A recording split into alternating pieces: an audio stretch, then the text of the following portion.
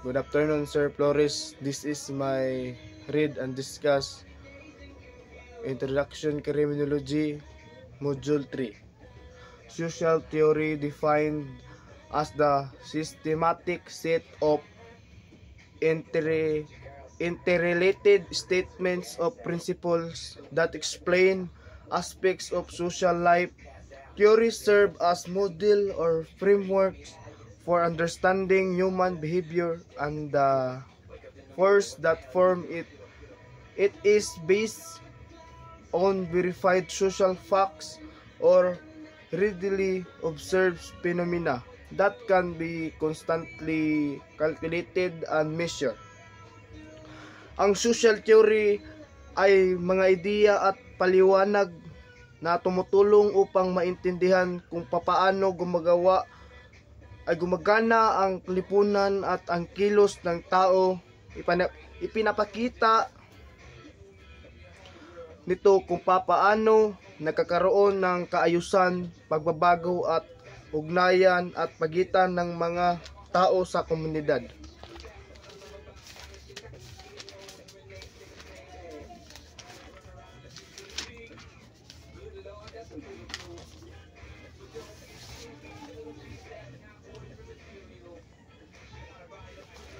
Module 5. Positivist School.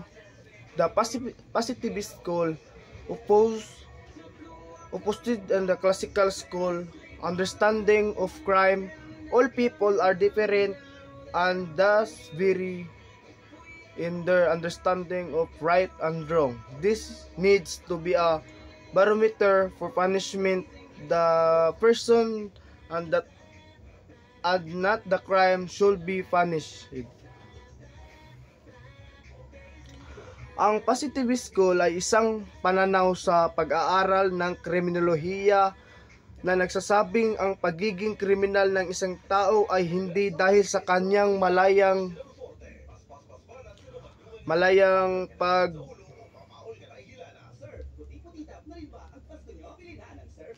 pagpili, kundi dahil sa mga salik na hindi niya kontrolado gaya ng biological na katawan, physiological, isip at social factors kapaligiran. Ibig sabihin, ang krimen ay maipapaliwanag gamit ang scientificong paraan at obserbasyon.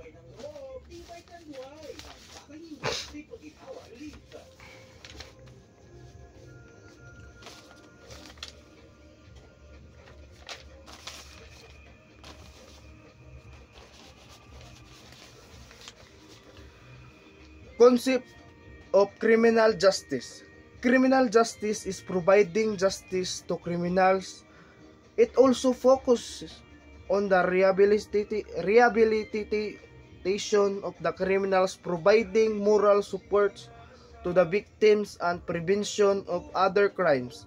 The systems of criminal justice includes primary institutions like law enforcement, prosecution, court, correction, and the community.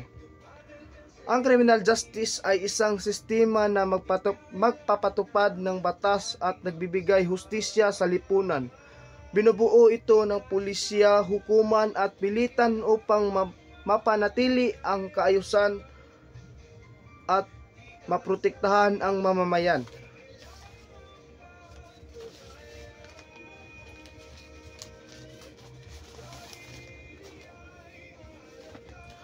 Approaches in the study of the extent of crime: biological, physicentric, physiological, sociological, geographical, demographical, epidemiological, ecology, economic, victimology. Ang crime ay pwedeng maipaliwanag sa iba't ibang approaches tulad ng biological, physicentric, physiological, sociological, geographical at iba pa. May factors gaya ng location, environment, population at role ng biktima na nakakaapekto kung bakit nagaganap ang krimen. May realization natutunan ko na ang crime ay hindi lang basta gawa ng tao, kundi may iba't ibang dahilan kung bakit ito nangyari. Mahalaga ang pag-aaral ng criminology para mas maintindihan natin ang tao, ang lipunan at ang hustisya.